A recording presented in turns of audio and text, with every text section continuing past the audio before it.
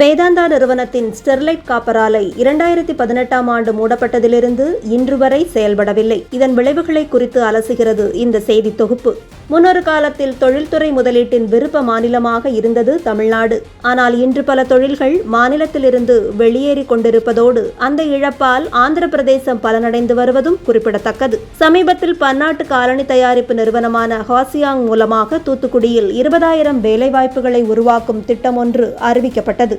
ஆனால் அந்த திட்டம் ஆந்திர பிரதேசத்தின் சிறந்த ஒப்பந்த நிபந்தனைகளால் அங்கு நேரடியாக முதல்வர் திரு சந்திரபாபு நாயுடு அவர்களின் சொந்த தொகுதிக்கே மாறியுள்ளது. கூகுள் நிறுவனத்தின் டேட்டா சென்டர் ஒப்பந்தமும் சென்னை அல்லாமல் விசாகப்பட்டினத்திற்கே சென்றது. இவையெல்லாம் தனிப்பட்ட நிகழ்வுகள் அல்ல, தொடர்ச்சியான வீழ்ச்சி என்பதாகவே மற்றொரு உதாரணம் எடுத்துக்காட்டியிருக்கிறது.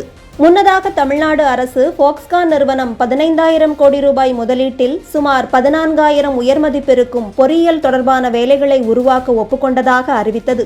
ஆனால் பின்னர் அந்த நிறுவனம் இதை மறுத்ததோடு எந்த முதலீடும் பேசப்படவில்லை, எந்த ஒப்பந்தமும் செய்யப்படவில்லை என்ற தகவல்களும் வெளியானது. இந்த தொடர் நிகழ்வுகள் தமிழ்நாடு அரசின் நிர்வாக மற்றும் தொழில் மேலாண்மை சிக்கலை உணர்த்துகிறது. இருந்த தொழில்களையும் காப்பாற்ற தவறி புதிய முதலீடுகளையும் பெற முடியாத நிலைக்கு மாநிலம் சென்றிருக்கிறது. அப்படித்தான் ஸ்டெர்லைட் ஆலை விவகாரத்தை நாம் ஆராய வேண்டியிருக்கிறது. ஸ்டெர்லைட் காப்பர் தமிழ்நாட்டின் மிகப்பெரிய தொழில்துறை இயந்திரங்களில் ஒன்றாக இருந்தது. மாநிலத்தின் மொத்த உள்நாட்டு உற்பத்தியின் 3% வரை இதன் பங்களிப்பு இருந்தது. 2014-2018 நிதியாண்டுகளில் மட்டும் ஸ்டெர்லைட் ஆலை இந்திய அரசுக்கு சுமார் 13,500 கோடி ரூபாய் வருவாயை அளித்தது. இந்த ஆலை நேரடியாக 4,000 தொழிலாளர்களை வேலைக்கு வைத்திருந்ததோடு மறைமுகமாக 20,000 பேருக்கு மேல் வாழ்வாதாரம் அளித்தது.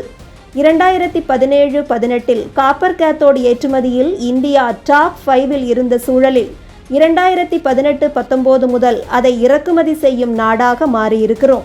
இது மட்டுமல்லாமல் ஸ்டெர்லைட் நிறுவனம் கிரீன் காப்பர் மற்றும் பசுமை மீட்சி திட்டங்களையும் முன்வைத்தது. இதன் மூலமாக மாசு தொடர்பான கவலைகள் தீர்க்கப்படுவதோடு மேம்பட்ட மறுசுழற்சி, உமிழ்வு கட்டுப்பாடு, தொழில்நுட்ப மேம்பாடுகள், சமூக கண்காணிப்புடன் செயல்படும் புதிய வடிவம் ஆகியவை சிறப்பாக முன்னெடுக்கப்பட்டது. 70% வெள்ளி கனசாரத்திலிருந்து முதன்மை உருக்கு அமைத்தல், 30% இ-வேஸ்ட் மற்றும் மறுசுழற்சி, வருடத்தில் மொத்தம் 4.38 லட்சம் டன் உற்பத்தி திறன் ஆகியவற்றை இந்த நிறுவனம் உறுதி செய்ததோடு 15% குப்பை குறைவு, 40%த்திற்கும் குறைவான ஆபத்தான கழிவு, 34%த்திற்கும் குறைந்த கார்பன் உமிழ்வு, கடல் நீரை தூய்மையாக்குவதன் மூலம் 80% நீர் பயன்பாடு, அதிகப்படியான நீரை கிராமங்களுக்கு வழங்குதல், தொழிற்சாலையின் முழு கழிவுநீர் ஜீரோ லிக்விட் டிஸ்சார்ஜ் தொழில்நுட்பம் மூலமாக மறுசுழற்சி செய்யப்படுதல் ஆகியவற்றையும் சிறப்பாக முன்னெடுத்தது.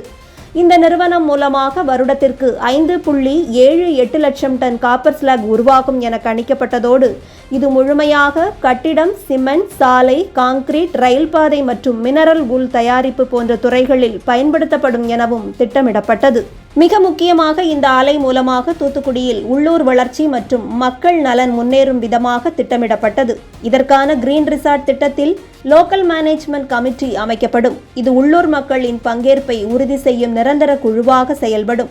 இந்த குழுவில் தொழிற்சாலை அதிகாரிகள், பஞ்சாயத்து உறுப்பினர்கள், ஓய்வு பெற்ற அதிகாரிகள், கடற்கரை மற்றும் சமூக தலைவர்கள், சுற்றுச்சூழல் நிபுணர்கள், பொதுச்சங்க உறுப்பினர்கள் ஆகியோர் சேர்க்கப்படுவார்கள். இவர்கள் இணைந்து தொழிற்சாலையின் செயல்பாடு, மாசு கட்டுப்பாடு, பாதுகாப்பு ஆகியவற்றை கண்காணிப்பதோடு வெளிப்படையான தகவல் பரிமாற்றம் ஆகிய பணிகளையும் மேற்கொள்வார்கள். இது மட்டுமல்லாமல் இந்த ஆலை பள்ளிகளுடன் இணைந்து மாணவர் இன்டர்ன்ஷிப்புகளை முன்னெடுப்பதோடு பள்ளிகளில் டிஜிட்டல் வகுப்பறைகள், ஆசிரியர் பயிற்சி, ஸ்காலர்ஷிப், மருத்துவமனைகளுக்கு உபகரணங்கள் வழங்குதல் போன்ற சமூக பணிகளில் ஈடுபடவும் பல கோடி நிதி ஒதுக்கீடு செய்து திறம்பட நிர்வகித்தது. பெண்களுக்கான சுய உதவி குழுக்கள், மைக்ரோ ஃபைனான்ஸ் அணுகல், திறன் பயிற்சி, தலைமைத்துவ பயிற்சி ஆகிய திட்டங்களோடு 200 ஏக்கர் நிலப்பரப்பில் தொழில்புறத்தை சுற்றி பசுமை வளாகம் அமைக்கவும் இந்த ஆலை முன்வந்தது. இப்படிப்பட்ட சிறந்த ஆலை மூடப்பட்டது தமிழ்நாட்டை பொருளாதார ரீதியாகவும் தொழில் ரீதியாகவும் பின்னுக்கு தள்ளிவிட்டது என்பதில் மாற்று கருத்தே இல்லை. ஆனால் மீண்டும் இந்த ஆலை திறக்கப்படுவதற்கான முயற்சிகளை அரசு மேற்கொள்ளுமானால் தென் மாவட்டங்களும் நமது மாநிலமும் அடையப் போகும் நன்மை என்பது அளவிட முடியாதது என்பதையும் அரசு கருத்தில் கொள்ள வேண்டும் என்பதுதான் தொழில் வல்லுநர்கள் கூறும் அறிவுரை.